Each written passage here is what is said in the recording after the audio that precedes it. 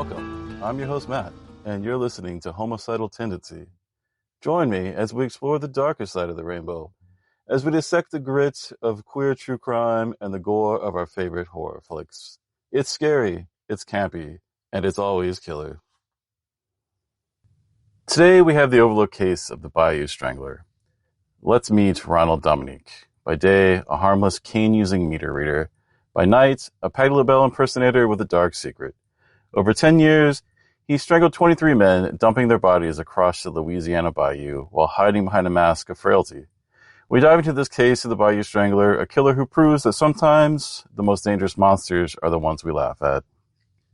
So now that we have a quick overview of the case, let's go ahead and break it on down.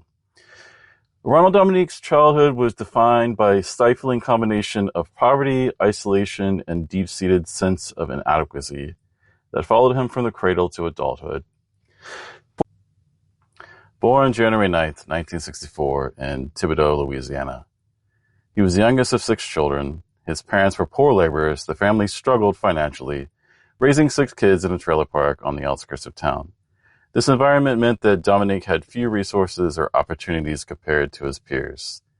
Being the youngest, he reportedly developed a reliance on his mother and siblings that persisted into adulthood.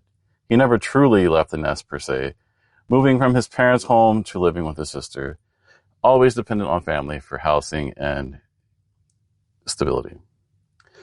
Forensic psychologists who examined Dominique pointed to a specific moment that could have shattered his sexual boundaries.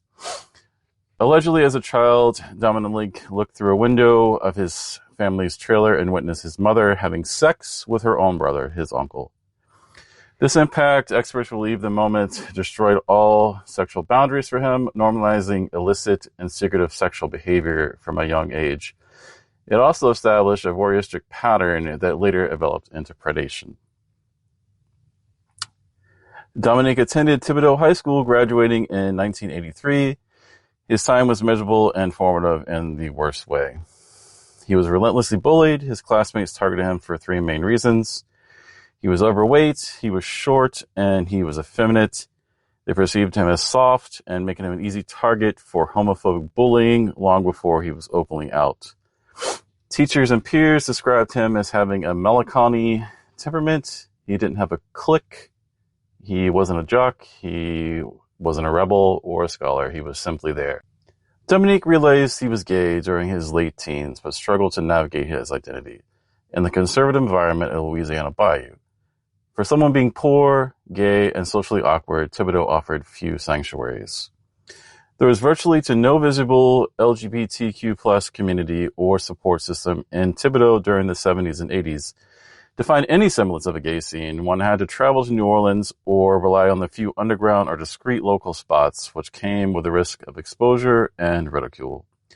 While he often frequented gay bars, he simultaneously denied his homosexuality to former classmates or neighbors who saw him there, fearing further harassment. So this next part is where it gets kind of super weird and super interesting. Dominique identified strongly with the R&B and soul singer Patti LaBelle. While Dominique never gave a formal interview explaining why Patti, psychologists and those who knew him have perceived together exactly why he became obsessed with this specific diva. It wasn't just about the music, it was about embodying everything he was not. He performed primarily at small backwood gay bars in southern eastern Louisiana, places that were often off the beaten path or far removed from polished drag scenes of larger cities like New Orleans. In the conservative environment of the time, these spots were often unnamed or known only by word of mouth to locals to avoid the police attention. But one of the main places he did perform at was called The Connection in Houma, Louisiana. This is the primary bar where Dominique was a regular barfly. It was his hub of social life and the place where he was most visible to the community. Moving back into the Patti LaBelle story, Patti LaBelle is known for her immense voice, commanding stage presence, and diva attitude. Dominique was the complete opposite of this. In his day life, he was mousy, overweight, balding man with a limp who was bullied by teenagers and dismissed by adults as pathetic. By dressing as Patti LaBelle, he could briefly inhabit a persona that demanded attention and respect, and it was an aggressive form of escapism. He didn't want to be feminine in the soft way. He wanted to be loud and powerful. His signature performance number was Patti LaBelle's 1984 hit New Attitude. The song is an anthem about self-reinvention.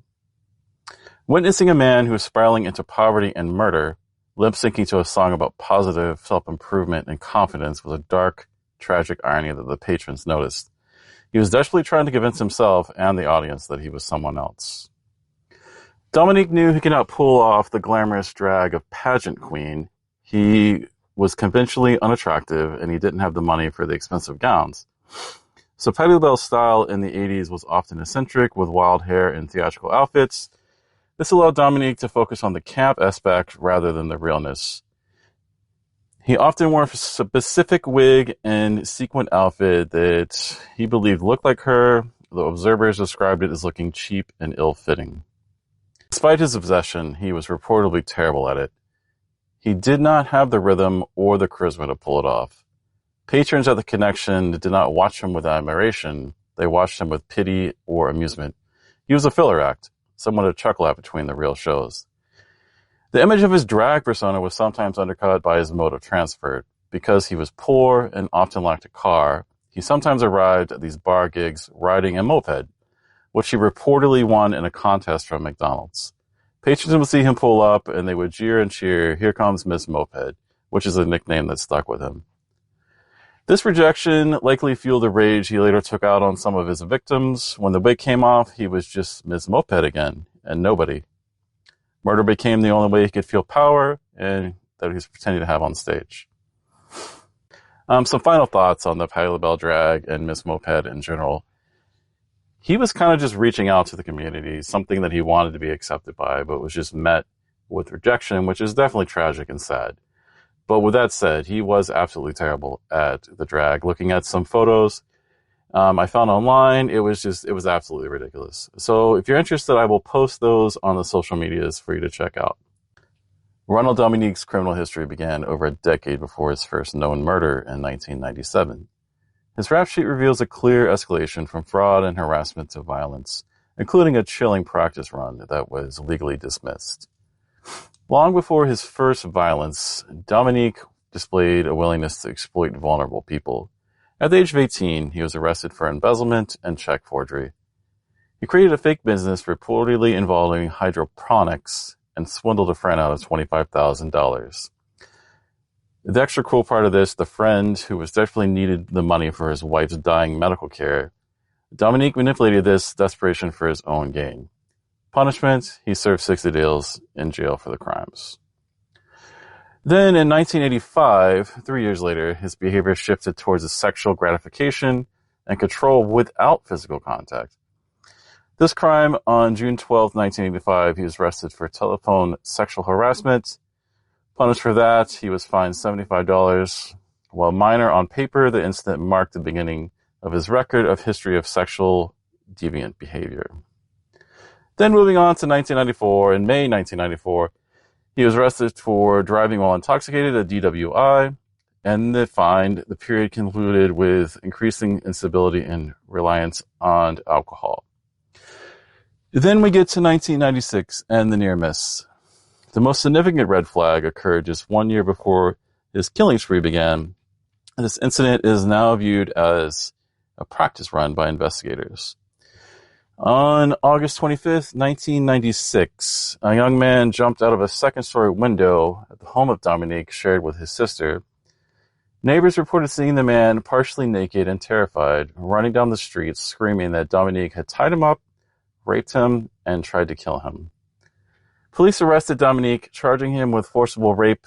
His bail was set at $100,000.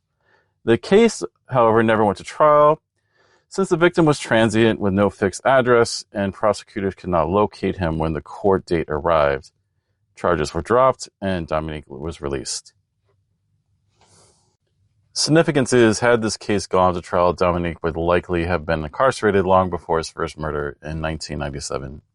Instead, he learned that he could target transient men and likely face no consequences because the justice system would just struggle to keep track of them. Ronald Dominique confessed to killing at least 23 men between 1997 and 2006. The victims of Dominique were not random. They were carefully selected. He targeted men who were living on the margins of society, hitchhikers, drug users, the homeless, or those simply down on their luck, knowing that their disappearances would likely go unnoticed or be dismissed by police as lifestyle choices. Most tragically, most of these men knew each other. They moved in the same social circles, stayed at the same shelters, and walked the same streets. The timeline of his murders reveals a distinct pattern. An initial burst of violence in the late 90s, a strange cooling off period for nearly 2.5 years, and then a rapid escalation in 2004 and 5 before his final capture. Ronald Dominique's ability to capture 23 men wasn't based on brute strength or charm. It was based on deception and perceived harmlessness. He was a master of tailoring his pitch to the specific victim he was targeting. Ronald Dominique's choice to target primarily African-American men, roughly 2/3 of his victim, was driven by a combination of his sexual preference, his environment, and a cold, calculated understanding of systematic racism in the Deep South. In short, he chose black men because he was attracted to them, but he killed them because he believed society wouldn't care enough to stop him. Let's talk about a few of the tactics that he used, like to deceive and capture the men. His harmless facade. This was his most effective weapon. Dominique was short, approximately 5'6", overweight, balding, and often walked with a cane or a limp due to heart and hip problems. Why it worked? To a young fit man in his 20s, Dominique looked pathetic, not dangerous, and victims like the thought, if this guy tries anything, I can easily take him out. So the false sense of security led them to lower their guard and voluntarily enter his vehicle or home. The second one he liked to use was the wife ruse, targeting straight men. Dominique killed several men who identified as straight. He lured them using this specific, calculated lie. The prop, he would carry around a photo of one woman in his wallet. His pitch, he would pull up to a man on the street or at the bar, show the photo, claiming she was his wife, and then would say something along the lines of, my wife and I are looking for a third for a threesome, and she's waiting at the trailer. He often offered money or alcohol as part of the deal. But then when they got to the trailer, when the victim arrived and asked where the wife was, Dominic would say, oh, she's in the shower, or she's coming back from the store. He would often offer them more to drink or drugs, or getting them more drunk and overpower them or manipulate them. The third ruse he would use is the Good Samaritan ruse. Many of his victims were walkers or hitchhikers in the sweltering Louisiana heat.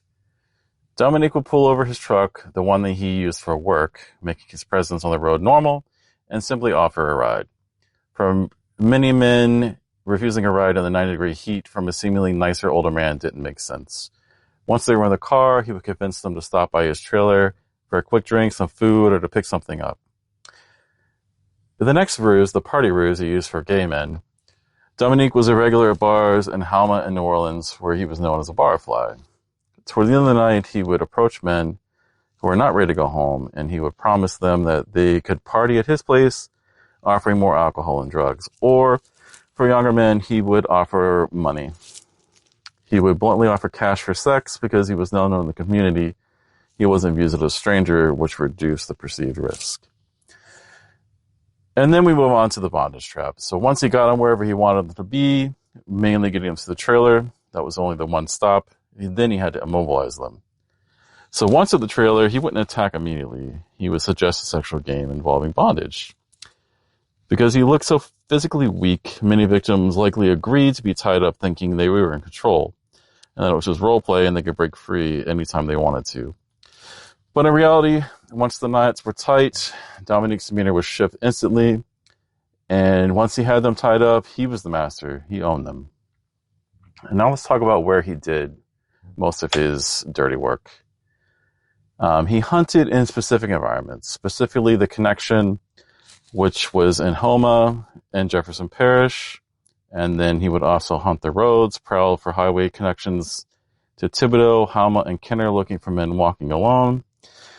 And then, most diabolically, in later years, he volunteered at homeless shelters, and this gave him direct access to transient men that were desperate for housing or work, allowing him to cherry-pick victims who had no local family to report them missing. Now let's talk about the trailer that he shared with his sister. His sister was the owner of the trailer. Dominique did not own it.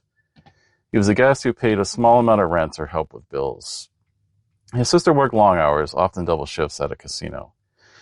Dominique memorized her schedule perfectly. He knew exactly when the trailer would be empty, giving him a specific window to lure the victims back, murder them, clean up before she returns.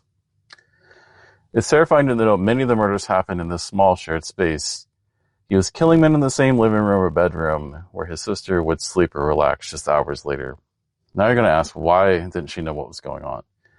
It baffles many people why he could get away with killing nearly 24 men in a shared home with his sister without her noticing. So apparently Dominique was meticulous with cleaning up immediately. He used the mess of the trailer, which is often cluttered, to hiding the signs of a struggle. If there was any strange smell from bodies or chemicals, he would blame it on the trailer's plumbing, the dog, or sewage issues known in the bayou. And then lastly, because his family was uncomfortable with his homosexuality, they didn't generally ask any questions about what he did in his private time, who he brought over, creating a wall of silence that he exploited. All right, guys, now's the part where we get into the really heavy stuff. We're going to go through all 23 of Dominique's victims. He began his spree of targeting young, vulnerable men in St. Charles Parish and Jefferson Parish. The early years were 1997 to 2000. His very first victim was David LeBron Mitchell. Mitchell was not a drifter. He was a young man with a family who loved him. In July 1997, he was walking home from a relative's birthday party. He likely accepted a ride from Dominique to avoid the long walk in the Louisiana heat.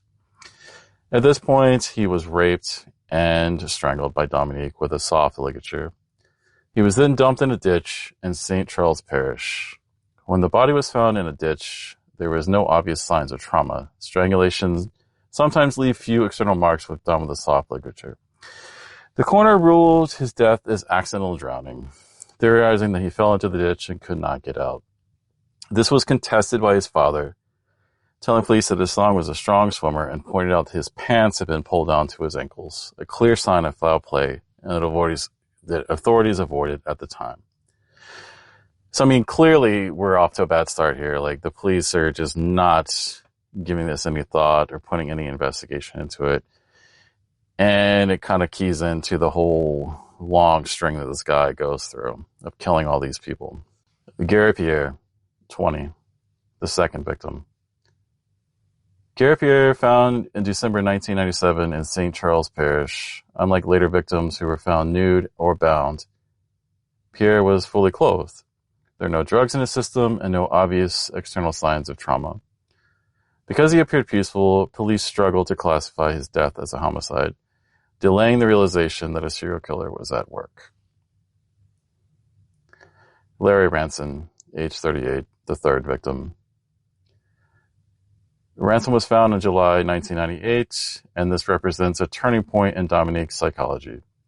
While previous victims were killed relatively quickly, Ransom is believed to be the first victim Dominique successfully subjected to complex bondage. Ransom was a transient, making him a very easy target for Dominique to experiment on without fear of quick police response, thus successfully emboldening Dominique to make bondage a central part of his ritual for future victims. Oliver Banks, 27, the fourth victim. LeBanks had recently lost his job due to drug use and had turned to sex work to support himself, making him a quote-unquote high-risk target in the eyes of police. When his body was found in 1998, authorities recovered DNA evidence semen from his shirt. However, because Dominique had no felony record at the time, his DNA was not part of any database. Spoiler alert. The evidence sat in the locker for 8 years until Dominique was arrested in 2006 when a swab confirmed the match. Joseph Brown, 16, the fifth victim. Brown was the youngest victim. He was just a teenager when Dominique lured him away. Killed in October 1998. Unlike some of the victims who were strangled with a soft ligature while incapacitated, forensics suggests that there was a struggle. Dominique reportedly beat the teenager on the head with a blunt object before strangling him with a plastic bag. His body was found in Kenner, just a mile from where another victim would be dumped later. Bruce Williams, 18, the sixth victim. Found in November 1998, he was just 18. Like Joseph Brown, he was legally a child/teenager when he was lured away, debunking the idea that Dominique only targeted adult men in bars. He was hunting children and teenagers in the street as well. The MO was strikingly similar to Brown's. He was strangled with a plastic bag. The close timing and similar methods suggest Dominique was in a frenzy during the late 1998, specifically targeting younger boys and using more brute force. Manuel Reed, 21, the seventh victim.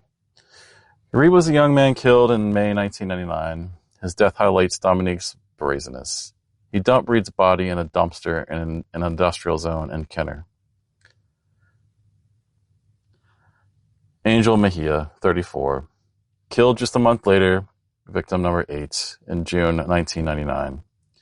Dominique attempted to repeat his disposal success with Mejia, but when he arrived at the location, he found the dumpster was full. Frustrated and careless, he simply dumped Mejia's body on the street nearby. The sloppiness, leaving the body in plain sight, was a major risk, yet he wasn't caught. This suggests he was becoming more confident that no one was watching. Mitchell Johnson, 34, the ninth victim. In August 1999, Dominique drove Johnson to a forested area outside of Metairie. He was a gay man who likely was cruising for partners in known local spots. Dominique picked him up specifically for sex. Unlike some victims killed in the trailer, Johnson was tied up, raped, and strangled directly in the woods. His body was found fully nude. This variation suggests Dominique was adaptable. If he couldn't get a victim back to the trailer, he would find a secluded spot in nature to carry out his crimes. Michael Vincent, 23, victim number 10. Found in January 2000 in Lafourche Parish, his death marked the end of the first phase of killings before Dominique went quiet for nearly 2 years. The Gap, 2000 to 2002. After Michael Vincent's body was found in early 2000, there was a gap of over 2 years where no confirmed victims were linked to Dominique. For years, investigators wondered why he stopped killing between January 2000 and October 2002. The answer likely lies in a minor legal issue that kept him under supervision. In February 2002, Dominique was arrested for assaulting a woman at Mardi Gras. He slapped her as she accidentally hit him with a stroller. Instead of jail time, he entered into a parish offenders program. This meant that he was under strict supervision and likely had to check in with officials regularly. He completed the program in October 2002. Almost immediately after he was free from his supervision, he killed Kenneth Randolph Jr., that same month restarting his spree with a renewed intensity. Kenneth Randolph Jr., 20, the 11th victim.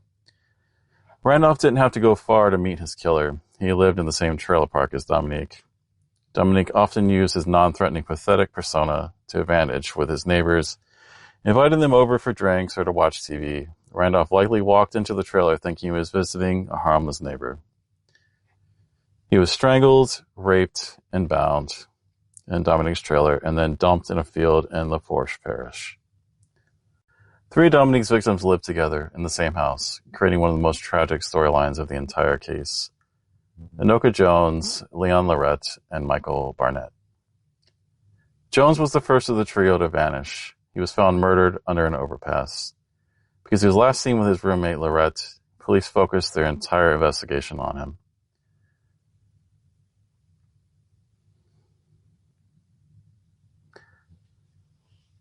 Jones was no stranger to the social scene that Dominique had infiltrated at the bars in Halma.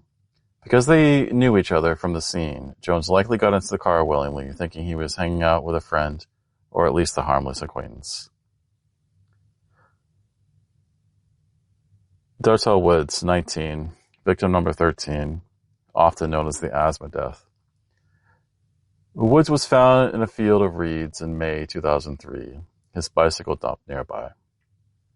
Because Woods was known to suffer from severe asthma, because his body was decomposed, the coroner initially ruled that he had suffered from an asthma attack while riding his bike and died of natural causes. This ruling allowed Dominique to continue killing another 3 years. It wasn't until Dominique confessed to police that they learned that he strangled Woods just like the others. Larry Matthews, 46, victim number 14. Matthews was killed in October 2004, represents the invisible victims Dominique preferred. He was homeless and living on the streets. Because of this, no one reported him missing. His body was found 20 miles from where he was killed. It took police a significant amount of time to even identify him, eventually having to use fingerprints because there was no missing persons report to match him to. He is the clearest example of how Dominique targeted men who he believed wouldn't be missed. Michael Barnett, 21, the 15th victim. He was the second roommate from the 3 roommates to fall victim to Dominique. Barnett found in October 2004, he was white. This is significant because the vast majority of Dominique's victims were African American. This implies that he was willing to go outside of his normal demographic of victims. Serial killers are often categorized by racial preference, but Barnett murders prove that Dominique was an opportunistic predator. If a vulnerable young man was available, his race mattered less. It was his accessibility that he needed. Leon Lorette, the third member of the roommate group, was the next to be killed, victim number 16, and he was only 22 years old. For over 2 years, Lorette lived under a cloud of suspicion, knowing that the police thought he had killed his best friend. He was interrogated multiple times, and in a twist of cruel irony, Dominique eventually targeted him as well. It was only after his body was found the police realized he was innocent. He was just another victim of the same predator. He was found February 2005. August Watkins, 31, victim number 17. Watkins' murder in April 2005 was the key that finally started connecting the dots between different jurisdictions. Before Watkins, police in Houma and police in Kenner Jefferson Parish were treating their cases separately. Watkins was abducted in one area and found in another. But his specific victimology helped investigators realize that a Houma serial killer and the Jefferson Parish murders were likely the work of the same man. He was killed just days before Kurt Cunningham, making a frantic acceleration into Dominique's spree during 2005. So, let's talk about a task force that was formed at this point. So we're talking we're 17, 18 victims in, because the victim 18 happened really quickly after this one. So it took 17 to 18 victims before they were able to figure out that they had an active serial killer, which is just bonkers. I mean, that's wild. So a task force was finally formed to hunt down Ronald Dominique. It was formed much later than it should have been. The task force faced criticism for how long it did take to connect the dots. And as we said, jurisdictional hopping and the high victims profile were part of the reasons it took so long. So the task force was formed in 2005, 8 years after the first murder. Agencies that were involved, there was a collaboration in between 9 different law enforcement agencies across southern Louisiana, plus federal help. The lead agency was the Terrebonne Parish Sheriff's Office, led by Sheriff Jerry Lopner, and it became the primary hub. Lopner became the face of the investigation and later announced the arrest. Other key partners were the Jefferson Parish Sheriff's Office, led by well-known controversial Sheriff Harry Lee. Other parishes involved were St. Charles, Lafourche, Assumption, and Abbeville parishes. There was also federal support from the FBI. The FBI provided behavioral profiling that correctly predicted that the killer was a local white male, a loner, with a low-stress job, and used a vehicle to hunt. A profile that fit Dominique perfectly. It seems impossible the serial killer can operate with 9 agency task force that was hunting him down. But Ronald Dominique was part of a perfect storm of chaos, camouflage, and systematic blindness. And this is how he managed to kill 7 more people after the task force was formed. Kurt Cunningham, 23, victim 18. Cunningham was well known in the local gay community and frequented the same bars as Dominique. He was killed because Cunningham was part of the crowd that often marked Dominique. His murder was likely personal, a way for Dominique to exert power over the younger, more popular men that rejected him in his life. So go off, Miss Moped. 18th victim was a petty, mean girl killing.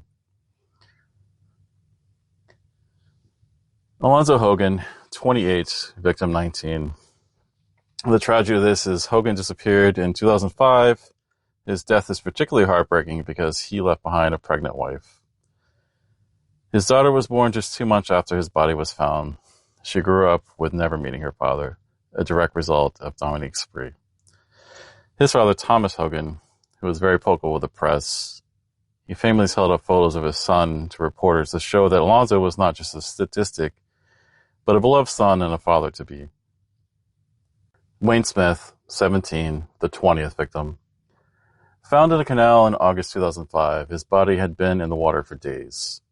It was severely decomposed, destroying much of the DNA evidence. The lack of forensic evidence on the younger victims, who were often smaller and easier to overpower, made this case incredibly difficult to solve until confession.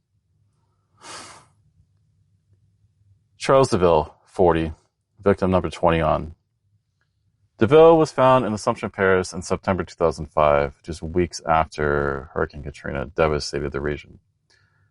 Police resources were stretched thin dealing with the disaster, which likely gave Dominique a sense of invincibility.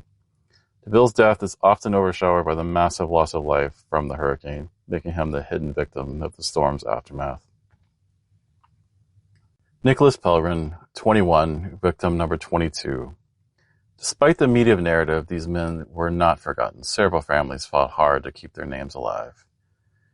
Found in November 2005, his mother, Veronica Audrey, became a vocal advocate after his death, challenging the stigma that these victims were just high-risk individuals who did not matter. Her public grief helped humanize the victim lists that the media had largely dismissed. Christopher Sutterfield, 27, the 23rd and final victim, conically.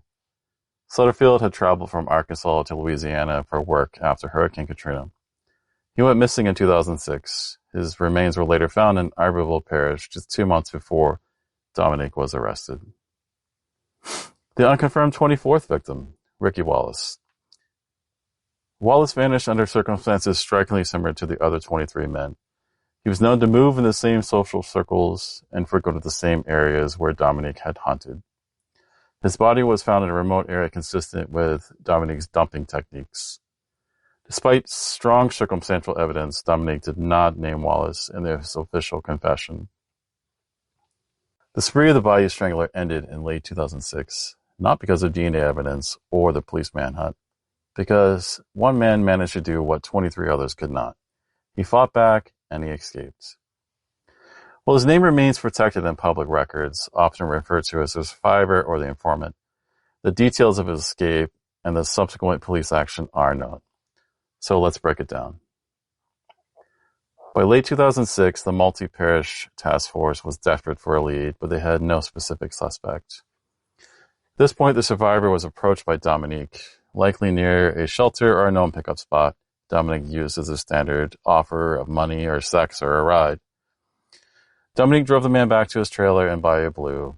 This was the same location where he had murdered his recent victims.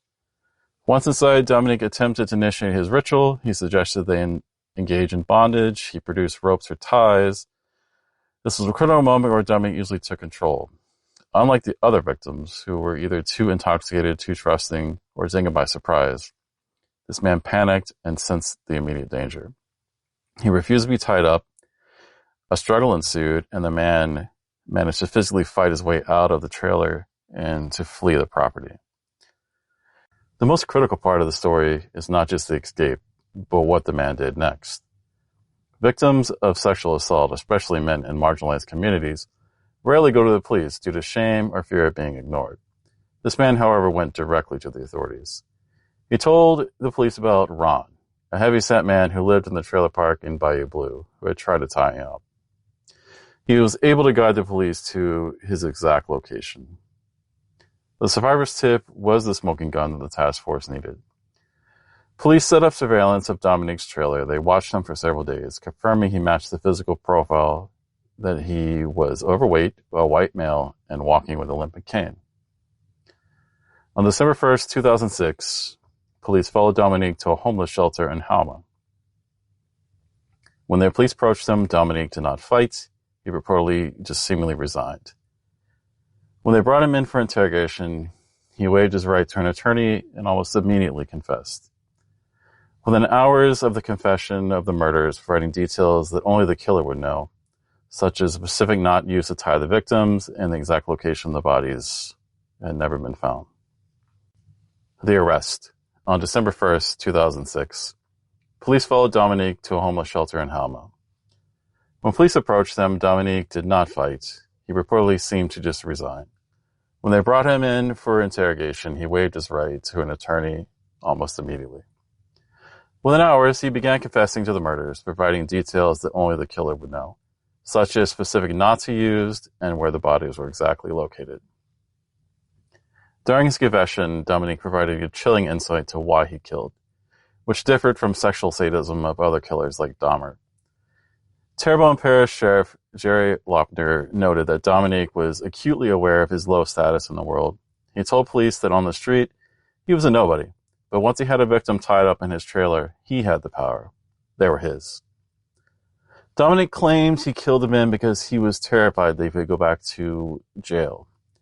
He was raped and beaten because of his stature when he was previously arrested.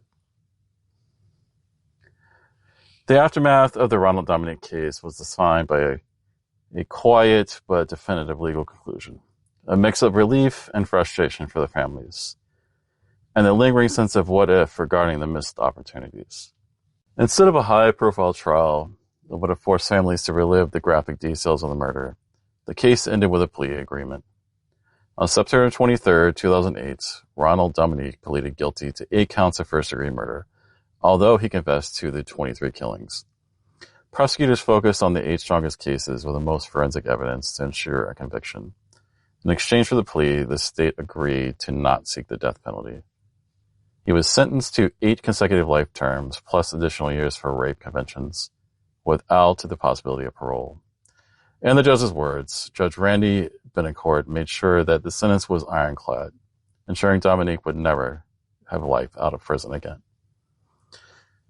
The decision to accept a plea deal rather than to pursue the death penalty was controversial, but ultimately supported by the family of the victims. The families chose the plea deal for 2 main reasons.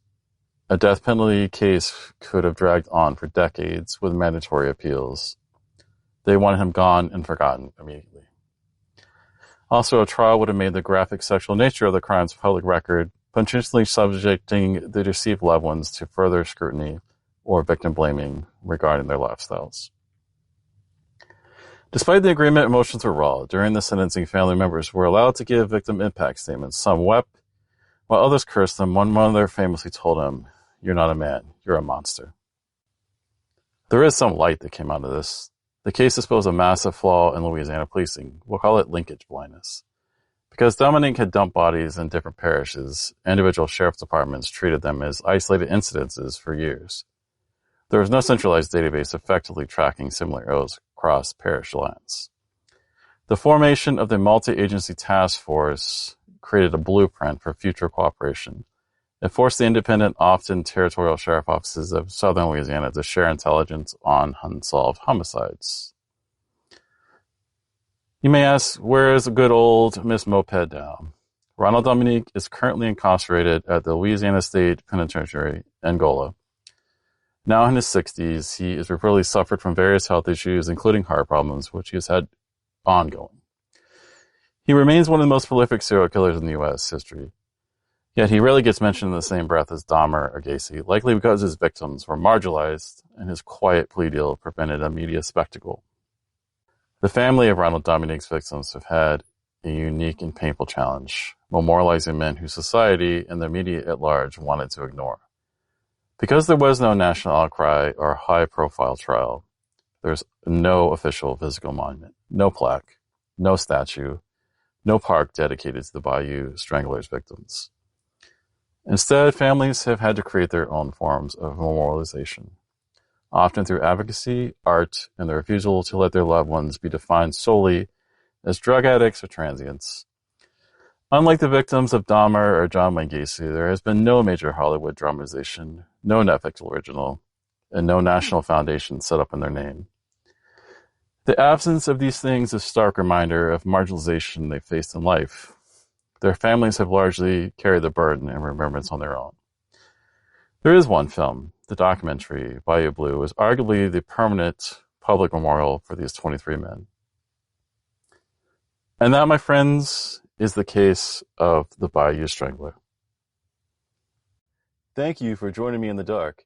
If you enjoyed the episode, share it with your friends, and leave us a 5-star review. It helps more than you know. And follow the show at Homicidal Tendency on Blue Sky, Instagram, and Tumblr. Yes, even Tumblr, for photos and media from today's case. We'll be back next week with a new story. Until then, remember, spill the tea, not the blood.